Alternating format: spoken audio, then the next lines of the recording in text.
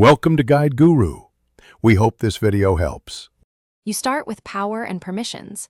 That matters because pairing needs both devices active.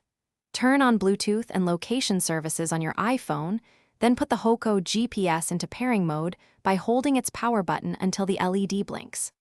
Once done, keep the devices within 1 meter to avoid timeouts. Interference kills connections.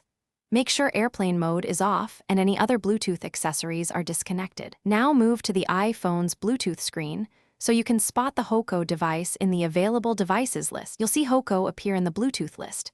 Tap it and accept any pairing prompt. Codes usually match or show as 0000. After pairing, go to Settings, right arrow Privacy, right arrow Location Services, and grant permission while using the app, because iOS separates Bluetooth from location.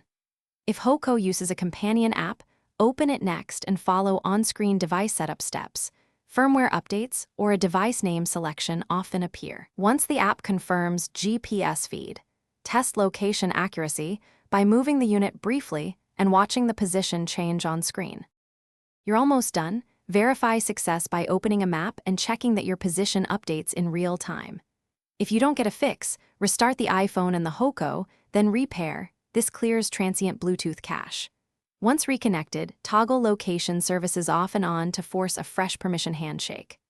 One key troubleshooting tip: if problems persist, perform the Hoco factory reset per the manual, reinstall the companion app, and pair again.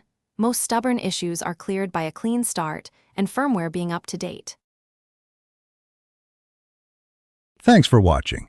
Consider subscribing if we helped you today.